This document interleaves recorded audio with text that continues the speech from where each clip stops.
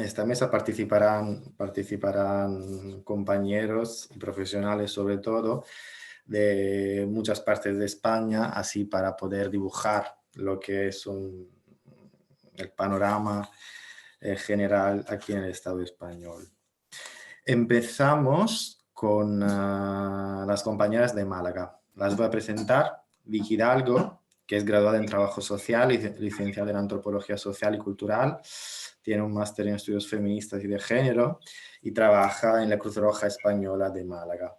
Con ella, Munarar, también licenciada en Psicología, especialista en transcultural y también parte del equipo de la Cruz Roja de Málaga. Y nada, os dejo la palabra.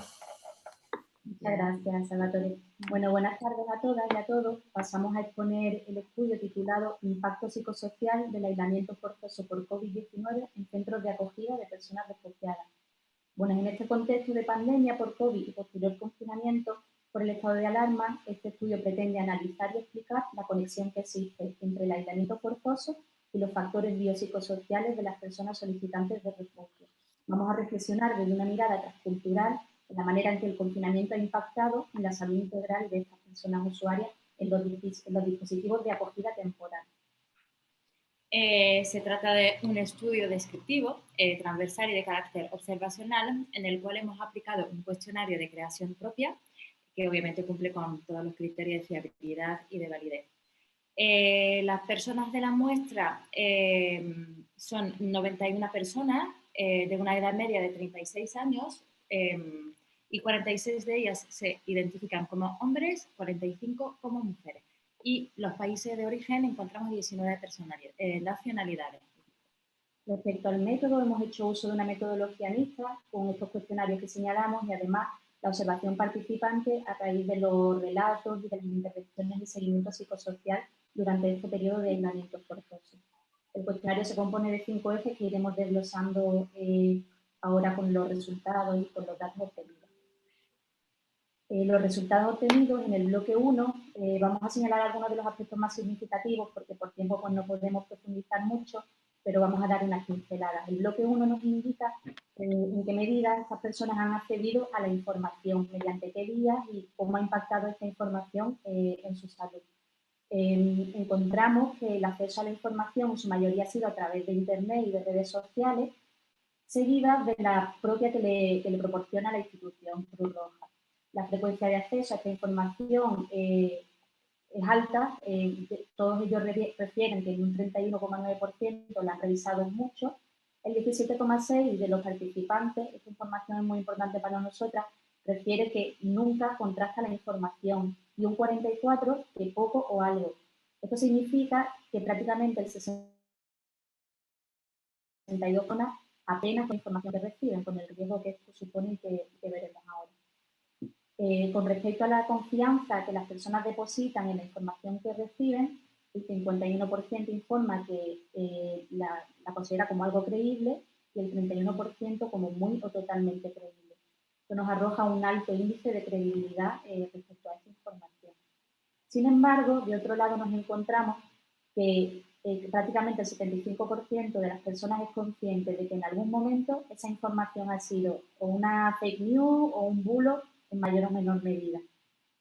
Cabe señalar entonces que las redes sociales, especialmente WhatsApp y Facebook, se han convertido durante el aislamiento forzoso para muchas de las personas usuarias en la única herramienta de socialización.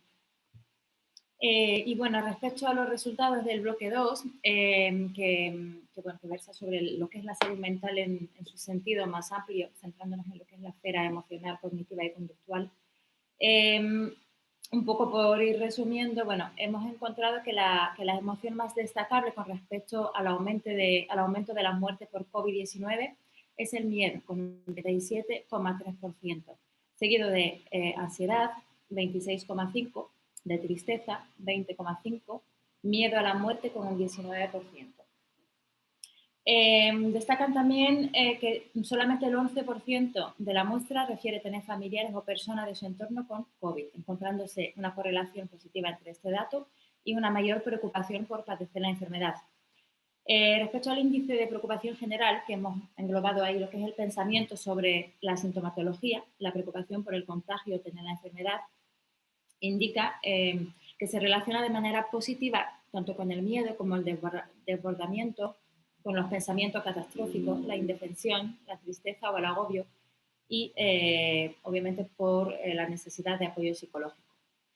Cuando hablamos del miedo, en términos psicológicos, hablamos de lo que es el miedo por contagio, pero durante nuestras entrevistas y nuestros seguimientos psicosociales hemos detectado otra vertiente del miedo, que es el miedo por el futuro, el miedo por lo que va a pasar después, en el plano económico, en el plano social, emocional, que la situación acarrea.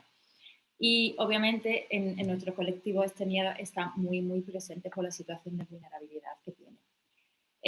Relacionando otras variables, encontramos que lo que son los pensamientos recurrentes o rumiaciones acerca de la enfermedad también se relacionan positivamente con un mayor indicio de riesgo en salud mental.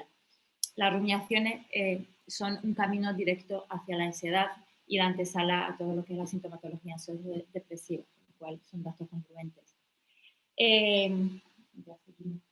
Vale, respecto al bloque 3, que versa sobre la relación que se establece con el país de origen, hemos encontrado que prácticamente el 90% de los participantes se comunican con sus familiares, principalmente vía WhatsApp, seguido de Facebook y de llamadas telefónicas en un 15%.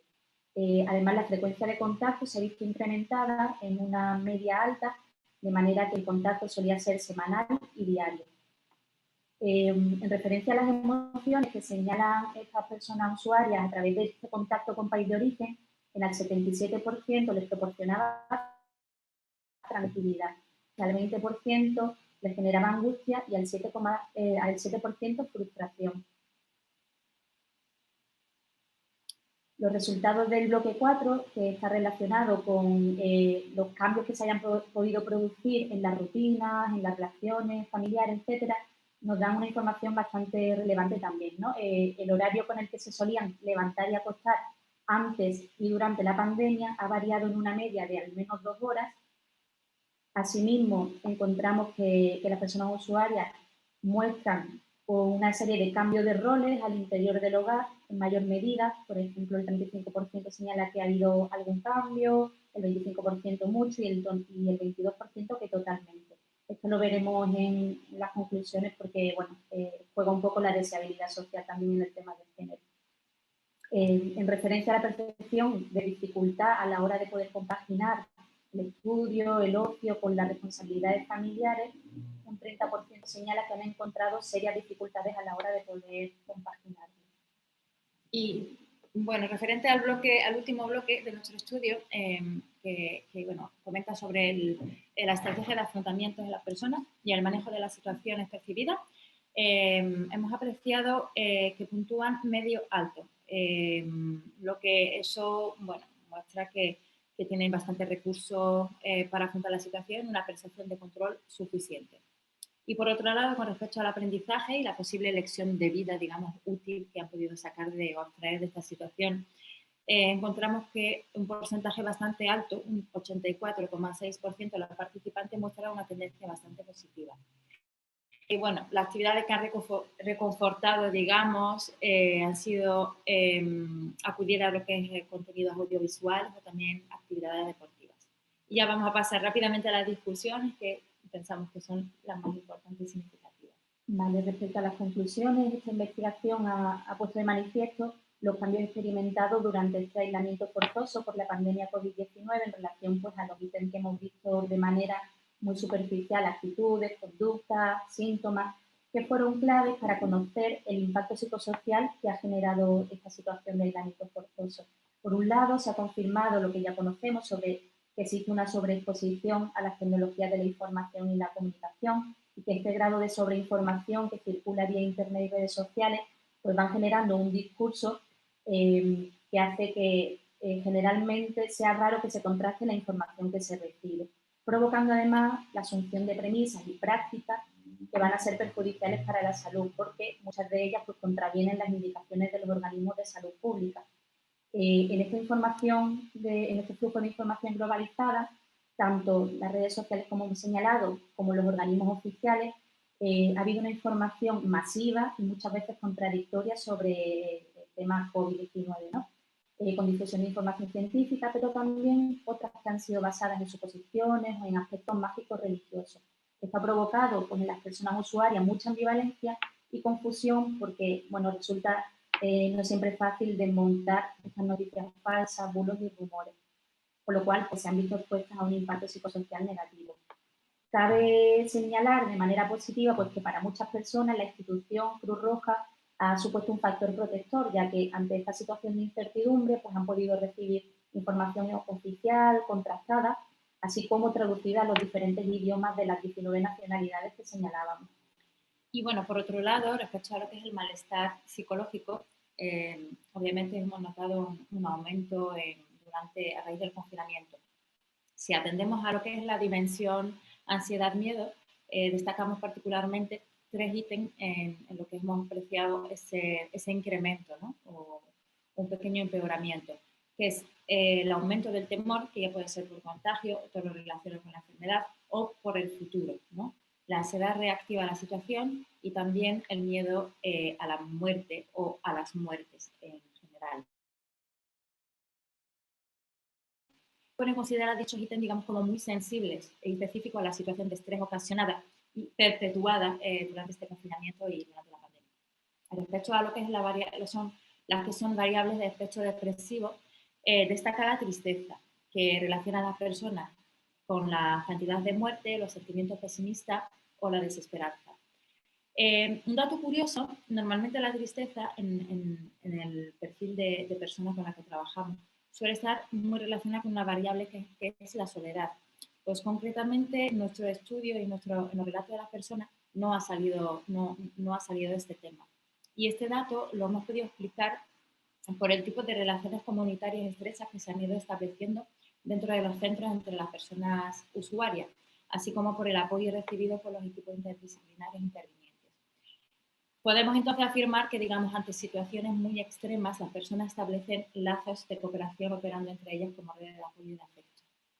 Asimismo, como hemos señalado, el contacto con el país de origen se ha incrementado en cuanto a frecuencia, provocando esto algunos sentimientos ambivalentes que van desde la tranquilidad por conocer de primera mano la situación en la que están familiares y amistades, hasta la frustración e impotencia por no poder estar presentes en situaciones complejas, como puede ser un fallecimiento, hecho que además trunca el proceso natural de duelo migratorio en el que ya están inmersas estas personas.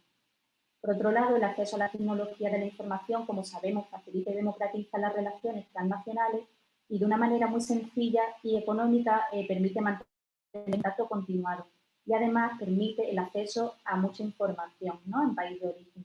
Esto ha facilitado en cierta medida pues, que estas personas usuarias pudiesen gestionar esa impotencia de no poder estar físicamente.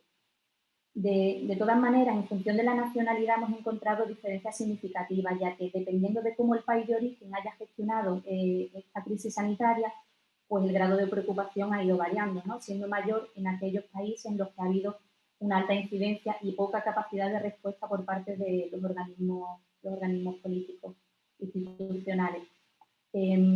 Otra cosa importante que queríamos recoger, aunque sea brevemente, es también la frustración que genera para muchas personas el hecho de no poder apoyar económicamente a sus familias en país de origen a través de las remesas por el hecho de que se ha paralizado todo el sistema económico.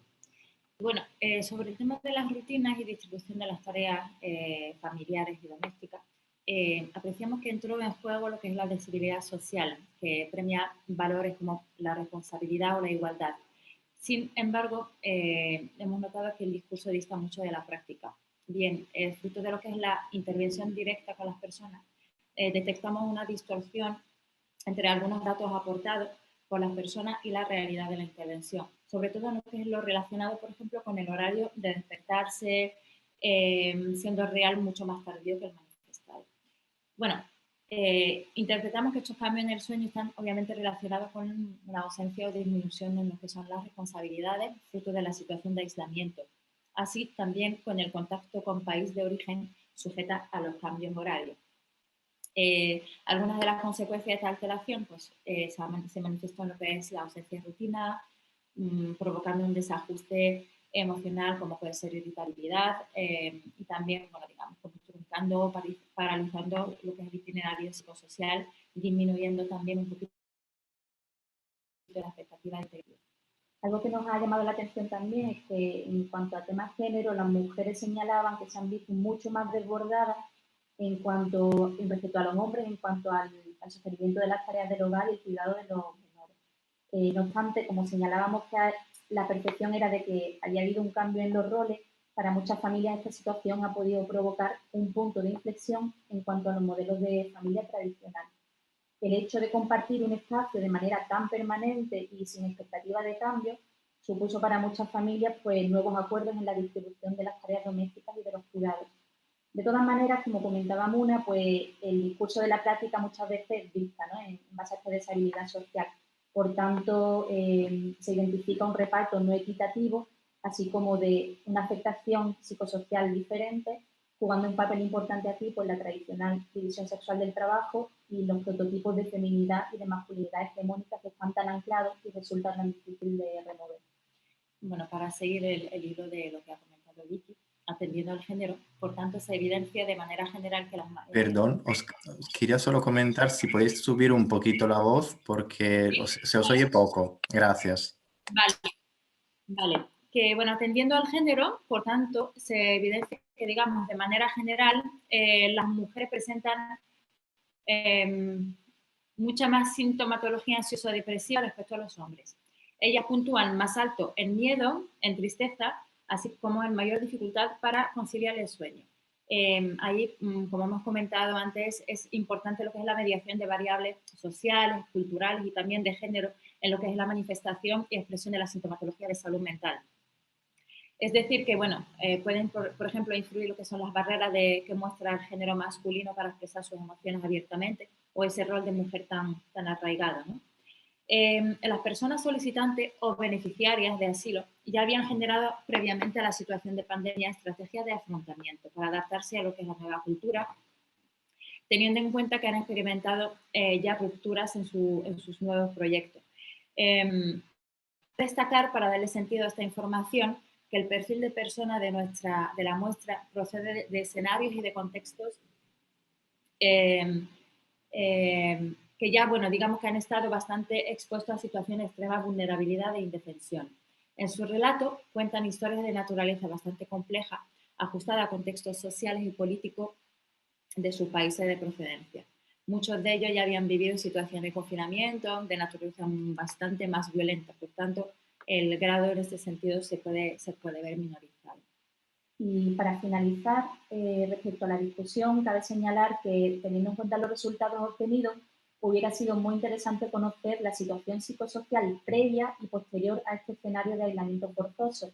Nos hubiera gustado poder realizar un análisis comparativo de estas variables y conocer en qué medida ha aumentado o ha disminuido lo que señalábamos, ¿no?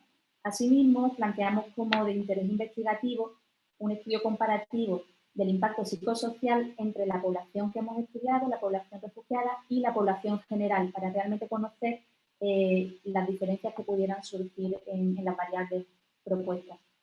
Cabe señalar, ya para cerrar, que el apoyo institucional, a partir de una atención integral, ha posibilitado un seguimiento sociosanitario exhaustivo. Así hemos podido promover dinámicas de higiene, de salud, a partir de actividades y establecimiento de rutinas y propósitos. Esto para las personas ha supuesto una red de apoyo y de contención frente al escenario de incertidumbre en el que nos encontrábamos, generando un clima de nueva normalidad donde el itinerario de integración, a pesar de haberse visto paralizado, se ha ido adaptando a los nuevos condicionantes sociales, generando nuevas formas de comunicación. Y bueno, finalizamos con agradecimientos al programa de asilo y refugio de Cruz Roja Málaga, especialmente al equipo psicosocial y al voluntario y compañero José Román por el apoyo al proyecto. Es crucial que todas las instituciones apoyen la investigación, acción participativa, para visibilizar la realidad de la intervención social diaria con las personas refugiadas, ya que enriquece tanto a nivel teórico, pero también a nivel práctico de la práctica profesional y nos aporta herramientas que se adaptan, digamos, a esta realidad tan cambiante para poder dar una mejor atención y una mejor respuesta a la necesidad de esta población. Y nada, muchas gracias. Gracias. Muchas gracias a las compañeras de Málaga. Pasamos ahora a la segunda parte de nuestra mesa, gestionada por el País Vasco. Tenemos Isla Montoya Sanz, psicóloga, psicoterapeuta sistémica y experta en intervención con inmigrantes excluidos sociales y psicoterapeuta en la Asociación Intercultural Colore Gutziak. Y con ella Jorge Correa, ingeniero agrónomo por la Universidad de Madrid y posgrado en desarrollo de proyectos y responsable del área de proyectos de la Asociación Intercultural Colore Gutziak del País Vasco. La intervención se titula Apoyo y atención psicológica a jóvenes inmigrantes no acompañados en Guipúzcoa, España. Os ruego solo de gestionar los tiempos porque vamos un poco con retraso. Muchas gracias. Muchas gracias, Salvatore. Gracias por la invitación. Mi nombre, como has dicho, es Jorge Correa. Y tanto yo como mi compañera Isla, que va a intervenir a continuación, pues como tú has dicho, formamos parte de la Asociación Intercultural Colore Gutziak. Ella es responsable del área de atención psicológica y yo responsable del área de proyectos. Y yo quería hacer simplemente una presentación para contextualizar la intervención de mi compañera. Básicamente decir, para quien no lo conozca, que el País Vasco es una comunidad autónoma de las 17 que forman el Estado español. Se encuentra en el norte de España, en la frontera con Francia. Solo por decir un par de cosas, es la comunidad autónoma después de Madrid con el mayor Producto Interior Bruto per cápita de España, y también la particularidad de que existen dos lenguas oficiales, el castellano y el euskera, que quien los conozca pues sabrá que son muy diferentes. En cuanto a la migración aquí en el País Vasco, destacar principalmente pues, que en los últimos 20 años se ha observado un aumento de la población extranjera importante. Se ha pasado en 20 años más o menos de un poquito más del 1% de población extranjera a, en el último dato, es un 10 con algo, un 10 poco de población extranjera respecto al total. Entonces, bueno, ha habido un aumento importante.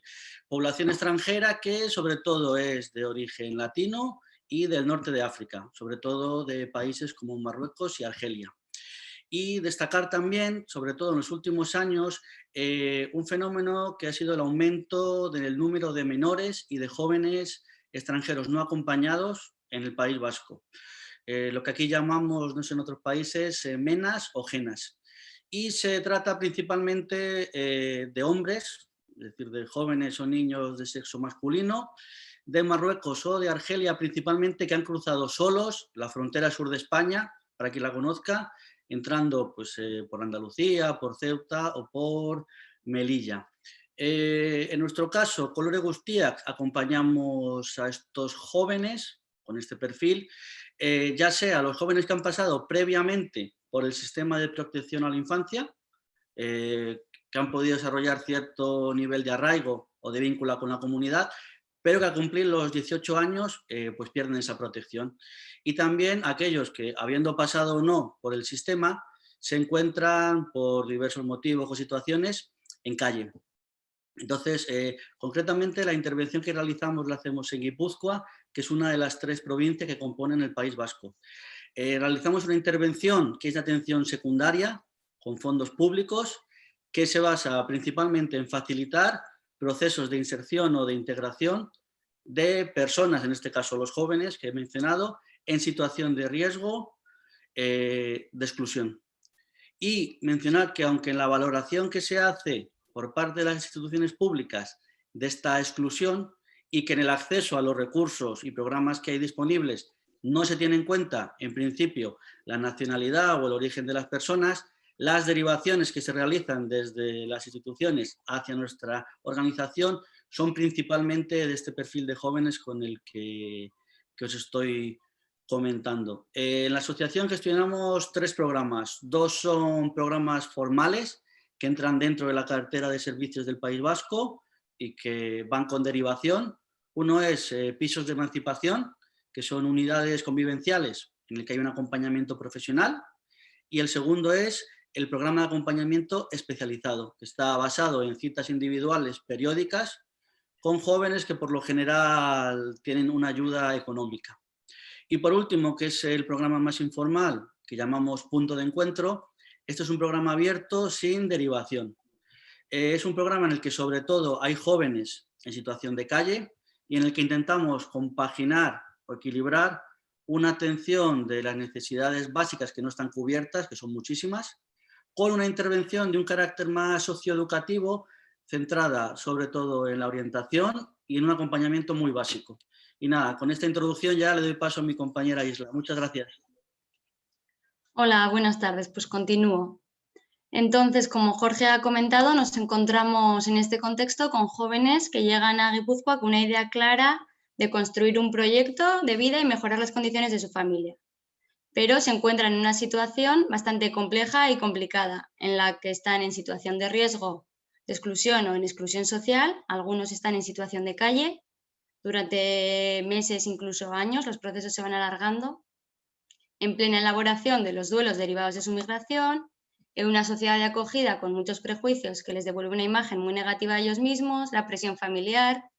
Sumamos la presión de estos programas en los que participan, en el que el nivel de exigencia es bastante alto en cuanto a actividad y demás. Entonces, en este contexto es esperable el sufrimiento que estos jóvenes pueden tener. Sin embargo, como ya se comentó ayer, en una de estos encuentros, Salvatore y Alberto comentaban el tema de la salud mental y la exclusión social, ¿no? La tendencia en el sistema de salud aquí, y bueno, esto es generalizable a muchos territorios del Estado español, el servicio de salud no tiene en cuenta las necesidades específicas de este colectivo. Entonces se crea una dinámica en la que el servicio de salud delega en los servicios sociales y los servicios sociales no cuentan con los recursos para atender a esta población. Es muy común entre los jóvenes que atendemos una situación en la que ellos, ante un malestar psicológico, acuden a la atención primaria, al médico de cabecera. El médico puede o no derivar al psiquiatra, pero la tendencia general es o minimizar la situación, ¿no? Tu problema es social, es de exclusión social, o medicalizar este sufrimiento y no abordar los aspectos psicológicos o emocionales de mayor profundidad que generan ese sufrimiento. Entonces, en este contexto, con fondos privados hemos puesto en marcha hace ya un año el servicio de atención psicológica. El servicio de atención psicológica tiene, por un lado, la posibilidad de atención individual y, por otro lado, los grupos de apoyo para los jóvenes. Y bueno, yendo al tema del COVID, lo que ha pasado en nuestra ciudad, en concreto en San Sebastián, es que esta situación de vulnerabilidad y miedo que nos ha igualado a todas las personas hizo visibles a muchos de estos jóvenes que vivían en la calle, porque se crearon dispositivos temporales para atender, se crearon para lograr la cuarentena, pero dieron como resultado una atención bastante integral a sus necesidades. Entonces, se puede decir que hay una gran parte de los jóvenes con los que trabajamos que obtuvieron de la situación derivada del COVID-19 una mejoría bastante grande en su situación. Respecto a los jóvenes que estaban en atención psicológica, desde el principio mantuvimos las sesiones individuales por videollamada y fue más nuestra resistencia, la de los profesionales, que la de ellos, ¿no? Ellos desde el principio funcionaron genial, el compromiso aumentó, las resistencias bajaron bastante.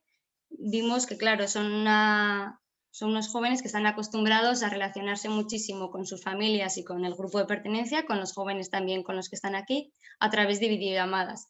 Entonces fue una experiencia muy buena, la verdad. Hubo quienes luego incluso tenían resistencias para volver a la atención presencial. Y así, otros aspectos significativos que hemos visto con el COVID ha sido, por ejemplo, la negación del virus. Muchos de estos jóvenes se han resistido bastante a mantener las distancias sociales, por ejemplo, ¿no? Ha habido como una negación del virus. En Marruecos no hay virus, los marroquíes no nos contagiamos, no pasa nada por dar un abrazo, y creemos que esto tiene que ver con la necesidad que ellos tienen de mantener el contacto, ¿no? Uno de los factores de protección de este colectivo es las redes que construyen entre ellos, que sirve para paliar todo el sufrimiento derivado también de la situación de discriminación que se vive aquí. Ayer también se comentó otro tema que me pareció muy interesante relacionado con el concepto de comunidad, ¿no?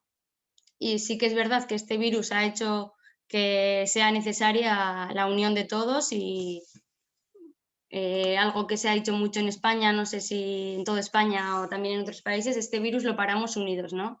Y sí que es cierto que ha sido algo que nos ha igualado a todos. Otro aspecto que se comentó ayer, que nosotros también queríamos destacar, es la situación de vulnerabilidad a la que nos ha enfrentado esta pandemia, ¿no? Las personas en riesgo de exclusión es como si lo hubiesen llevado mejor que las personas que estamos en una situación más privilegiada, como si ellos ya estuvieran entrenados en vivir en situaciones de vulnerabilidad extrema. Entonces, pues, esto es un poco nuestra experiencia desde el País Vasco. Gracias. Muchas gracias, Isla. Muy interesante también vuestra aportación. Ojalá después haya tiempo para más preguntas. Ahora pasamos a Cataluña. Van a presentar, bueno, lo presento, pero ya todos lo conocemos, José Bachotegui, psiquiatra y director del CEPIR de Barcelona y profesor de la Universidad de Barcelona, y Dolores Pieso, psiquiatra también del CEPIR, psiquiatra adjunto del Servicio de Psiquiatría del Hospital Valme de Sevilla y en muchos más servicios. Adelante, Joseba.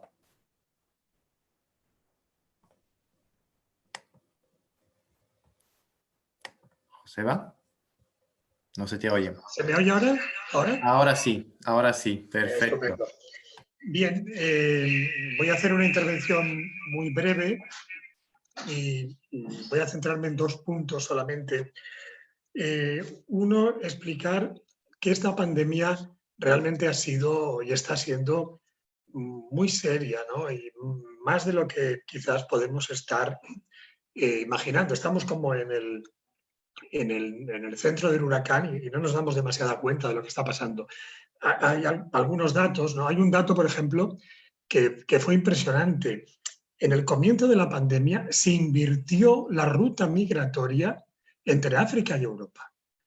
Había pateras que bajaban a África, que iban a África, cobraban 5.000 euros entrar en una patera. O sea, qué terror se generó en toda la población, que los inmigrantes lo vivieron, como para arriesgarse la vida en una patera para volver a África cuando a lo mejor habían llegado hacía poco. O sea que es una muestra de realmente lo que está pasando no es una cosa menor, tiene mucha importancia.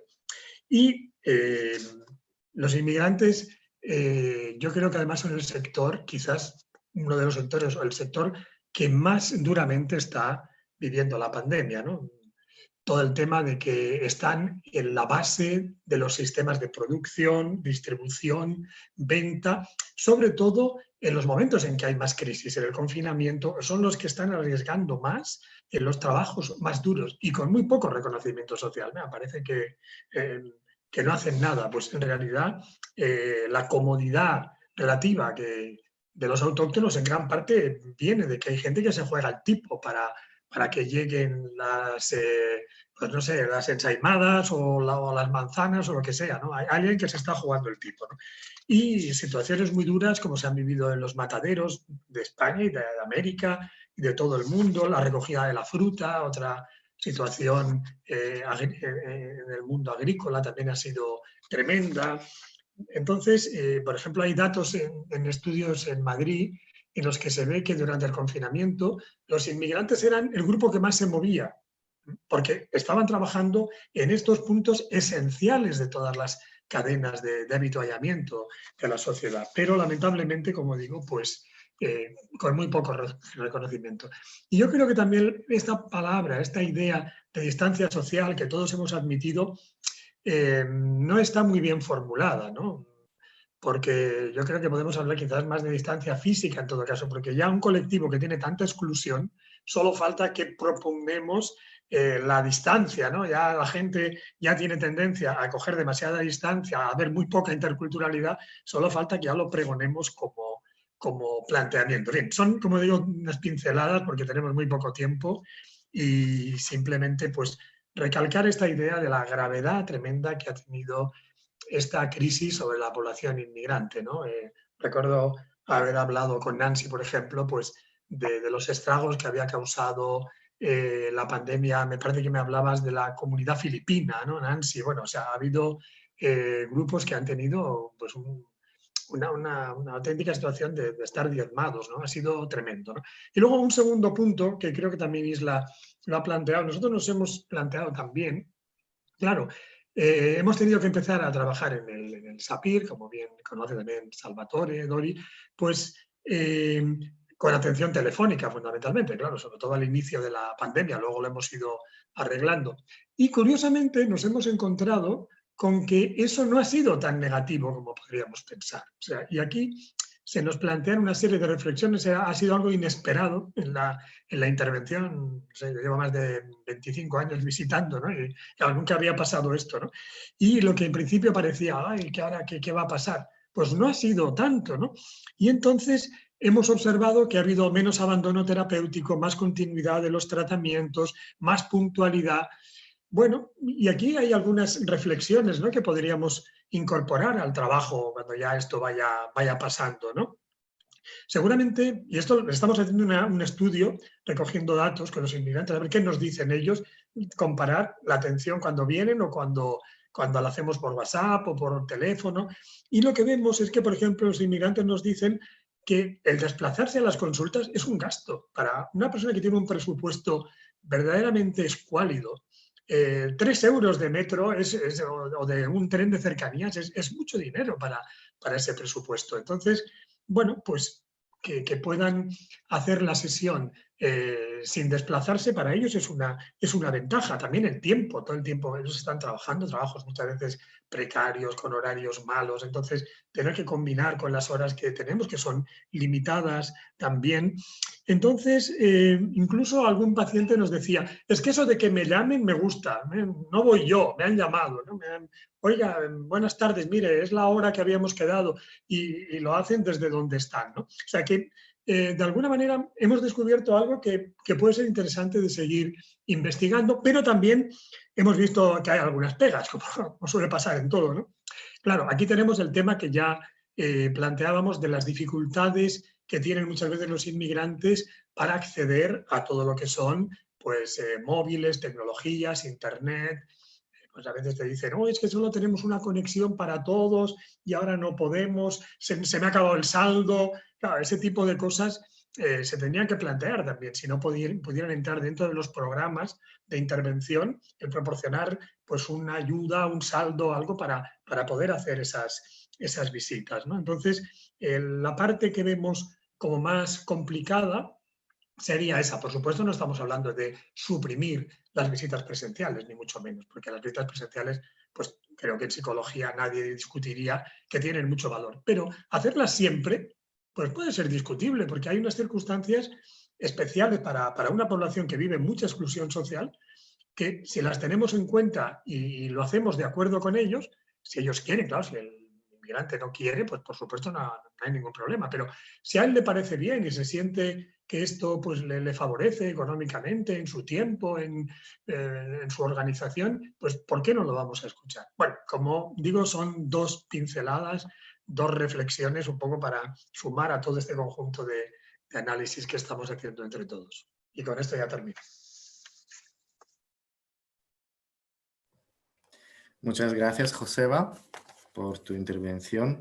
Pasamos ahora a la última, que sería también la mía. Me voy un poco a autopresentar. Soy Salvatore, soy psicólogo, doctor en psicología. Tengo la suerte de trabajar con Joseba Chotegui, tanto en el SAPIR de Barcelona como en la Universidad de Barcelona, dentro del posgrado en salud mental y migración.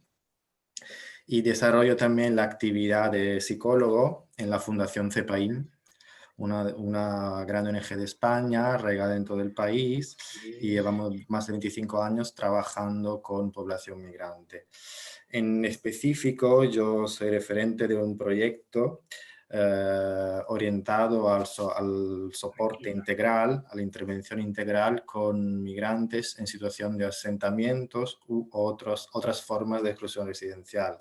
Cuando hablamos de exclusión residencial nos referimos desde los que viven en la calle, los sin techo, a luego personas que viven en albergues o en pisos sobreocupados, pisos que no cumplen los mínimos de seguridad, pisos sin agua. Vamos, de hecho, la tipología, la ETOS, define 4 tipos de clases que son sin techo, sin hogar, vivienda insegura y vivienda inadecuada. Evidentemente la vivienda se ha convertido en el instrumento de primera línea para combatir un poco el virus, pero evidentemente las personas que no tienen acceso a la vivienda, que es un derecho fundamental, no han tenido esa posibilidad. Y la pandemia ha un poco destacado, visibilizado este colectivo que quizás antes era un poco menos visible. En España se calcula que tenemos unos 40.000 personas que viven en situación de exclusión residencial, y en la sola ciudad de Barcelona la Fundación Arrels ha hecho un recuento en mayo de 2020 y solo las personas que viven en la calle en Barcelona son alrededor de 1.200. Es un colectivo que no está compuesto solo por migrantes, porque algunas estadísticas dicen que el 55% son españoles y la restante parte son migrantes. En cuanto al estado de salud de este colectivo, Médicos del Mundo escribe que tiene una esperanza de vida de menor de 20 años comparado al resto de la población, y tienen de 2 a 50 veces más problemas físicos.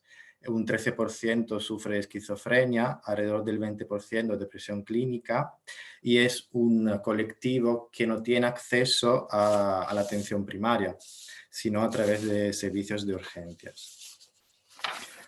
Bueno, desde la Fundación CEPAIM, evidentemente, llevamos muchos años trabajando con este colectivo, y este colectivo que cuando se ha declarado la pandemia se ha visto tan desprotegido, porque claramente es un colectivo cuya economía, supervivencia, se basa en salir por la mañana a la calle y recoger chatarra, vender, los típicos manteros.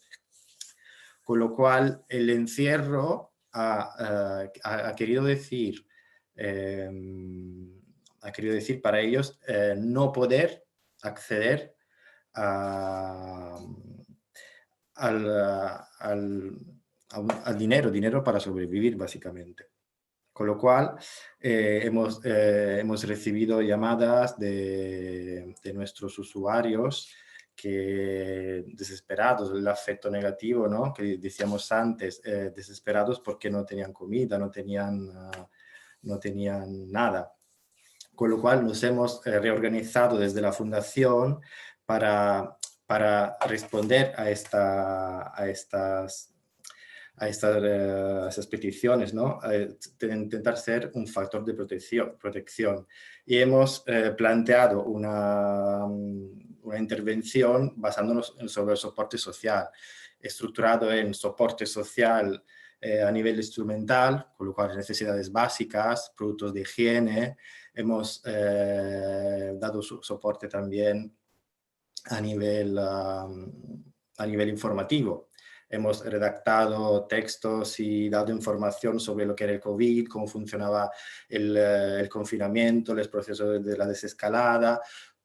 Entonces, también soporte informativo y también psicológico, a través de un seguimiento, como hemos dicho antes, un seguimiento que ha sido telefónico, pero también cuando íbamos a esos asentamientos, imaginaros, naves industriales muy grandes, donde hay población de origen tanto subsahariana o latina o rumana. Era el momento también para dar tanto soporte informativo como también soporte emocional, básicamente escucharlos, ver qué necesitaban, con lo cual era un momento de verdad de dinamización comunitaria para hacer sentir a esas personas que no eran solas, que no estaban solas. Y creo que eso ha sido uno de las partes más duras, pero también que más han sido útiles en nuestra intervención. Y otra parte, a nivel de fundación, también hemos querido hacer una intervención a nivel de sensibilización, para sensibilizar lo que era la opinión pública sobre el tema del sinhogarismo. Y hemos realizado también una campaña, hemos tenido también el soporte de personalidades importantes del panorama cultural español, y hemos lanzado la campaña Sin Casa COVID-19. Hemos realizado también un vídeo que el compañero Gerson va, si por favor puede pasar. Salvatore, Dori está lista para intervenir antes del vídeo. Ah, vale, perfecto. Pues ¿Vale? Dori, después pasaremos el vídeo. Sí. Hola. Hola. Hola. ¿Sí? ¿Me veis? ¿Me oís? Sí, se te oye fuerte y claro, Dori.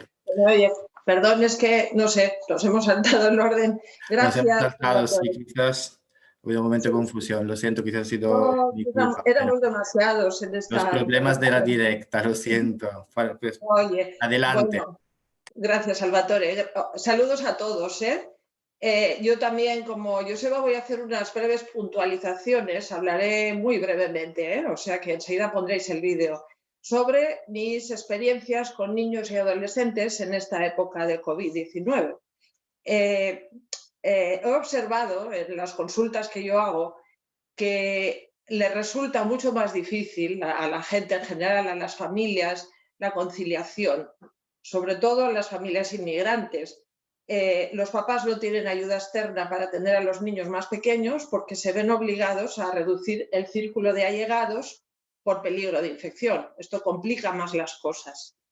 A los niños en edad escolar, además, se les tiene que ayudar a realizar tareas escolares, con horarios escolares determinados, perdiéndose a veces rutinas del día a día que son indispensables para los chicos, porque los papás además han de cumplir con los horarios de sus empresas y no les pueden ayudar.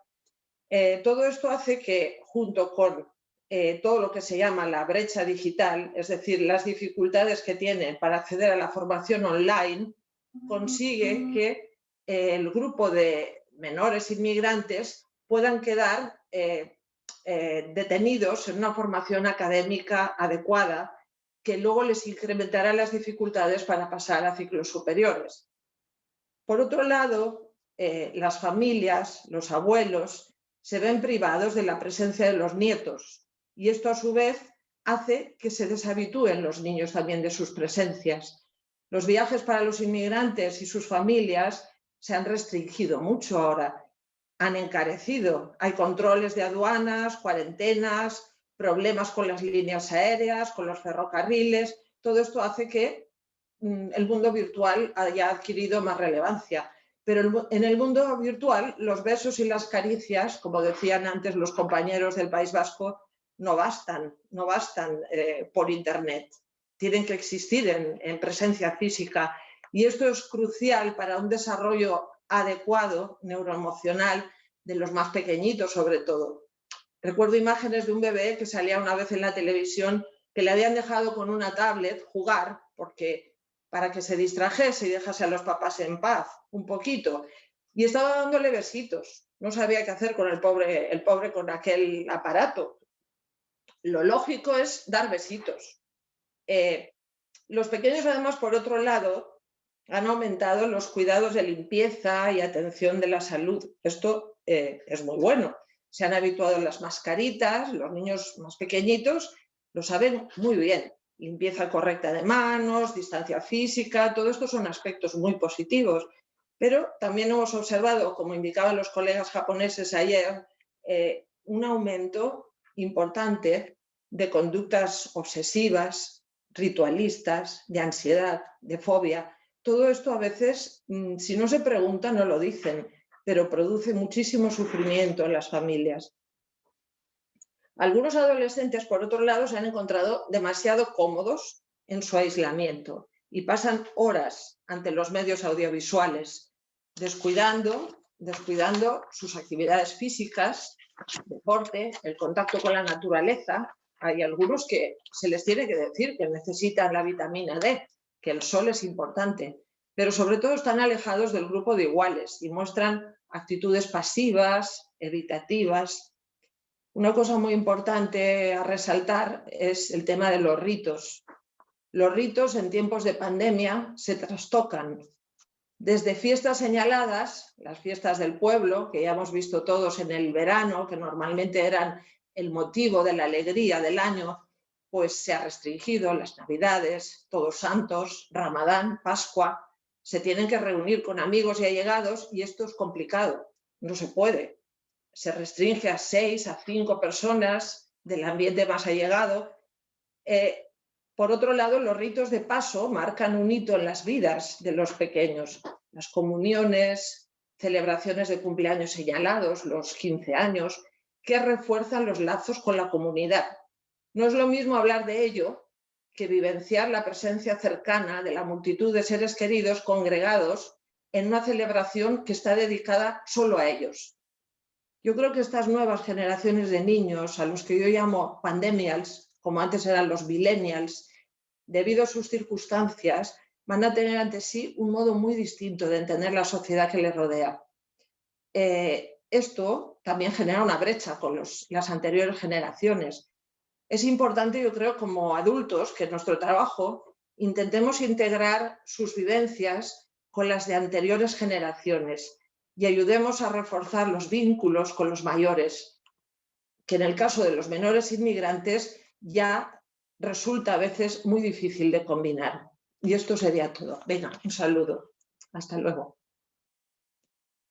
Gracias, Dori. Muchas gracias por tu interesante aportación. Siento la inversión, pero No pasa de un nada. momento. Problemas de la directa. Tenemos que acostumbrarnos porque seguiremos haciendo Aquí estamos todos. Gracias. congresos online, con lo cual hay que irse acostumbrando. Y pues nada, muchas gracias a todos por las aportaciones. Si eso no está listo, pasamos el vídeo brevemente de sensibilización que hemos preparado desde CEPAIN y luego quizás queda algún minuto para hacer alguna pregunta rápida a alguno de los ponentes. Adelante.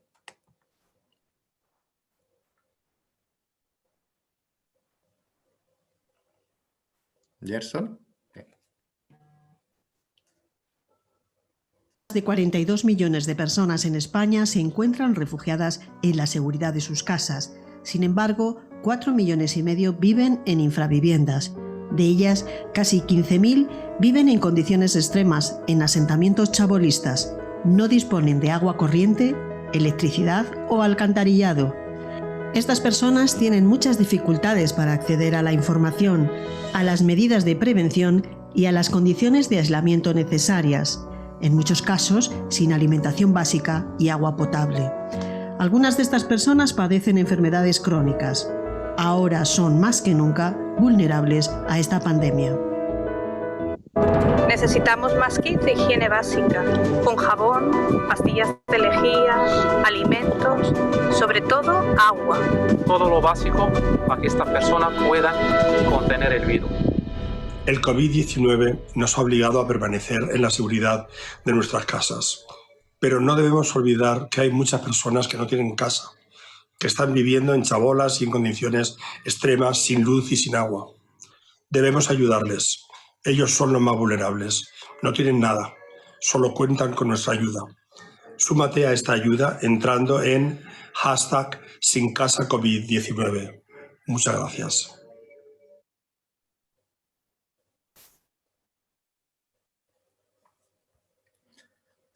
Pues, ¿se me oye?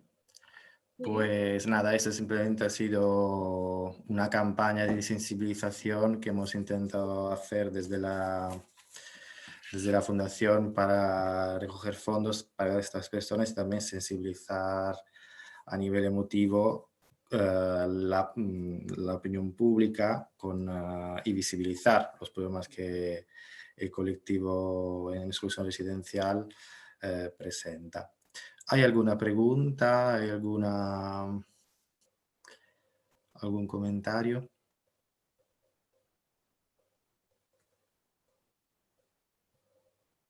Yo creo que es importante un poco ahora crear de las conexiones, ¿no? Entre las varias presentaciones. Por ejemplo, me ha parecido muy interesante el trabajo que se hace han presentado desde el País Vasco, con población migrante, exmenas, como los llamamos, y entre la población que también en Barcelona hemos atendido, había evidentemente exmenas que viven en situación muy vulnerable. De hecho, por ejemplo, hemos tenido un usuario exmena con problemas de salud mental, y para él, de forma excepcional, hemos podido pagar un alojamiento temporal para toda la pandemia, para que este chico vulnerable y con problemas de salud mental no tuviera que, dormir en la calle en situación de pandemia. Y también me ha parecido muy interesante todos nos hemos adaptado a esta nueva realidad realizando seguimiento telefónico de alguna forma. Tanto la Dori como Joseba, Jorge, Isla, las compañeras de Málaga, todos desde la salud mental nos hemos tenido que adaptar, y creo que ha sido un descubrimiento, o sea, funciona, de alguna forma ha funcionado, y creo que es un aspecto importante por subrayar. Bueno, tenemos otras. ¿Alguien quiere decir algo de los ponentes? No, en principio yo solo quiero dar las gracias, y sí, lo que decías tú, Salvatore, que es súper interesante, y la verdad es que nos ha hecho reflexionar mucho esta situación. Nos ha sorprendido eso, a veces para bien, a veces nos ha sorprendido para mal. Ha supuesto un reto para nosotras, como educadoras, como personas que intervenimos, para ellos, y la verdad es que, bueno, pues desde lo positivo, por así decirlo, pues bueno, como todo en general, ¿no? Que de todo se puede sacar un aprendizaje, así que en nuestro caso, por ejemplo, esto la verdad es que nos ha hecho avanzar, y nos ha coincidido justo el proyecto de Isla de intervención justo con la pandemia. Empezó en noviembre y a los 4 meses que empezaba aquello a marchar, ¡plas!, de repente esto. Y la verdad es que al principio fue como se nos va a caer el proyecto, pero luego lo hemos retomado, y lo que más nos ha sorprendido es la capacidad de los chavales, esa flexibilidad del ser humano para seguir adelante. Entonces, bueno, agradecer sobre todo la invitación, y a todas las personas también por lo que han comentado, y pues eso, invitar sobre todo a nosotros mismos a estar más activos en la red, porque hay cosas súper interesantes y que tenemos que conectarnos más. Muchas gracias. Hasta luego. Muchas gracias a ti también.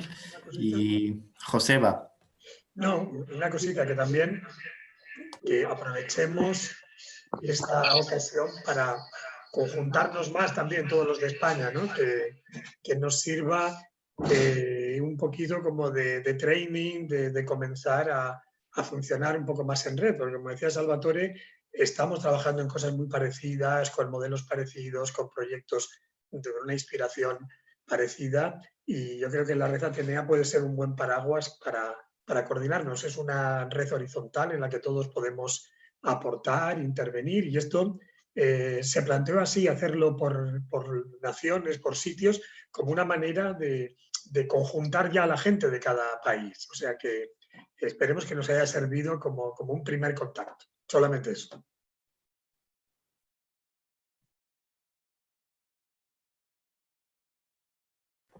Muchas gracias, Joseba.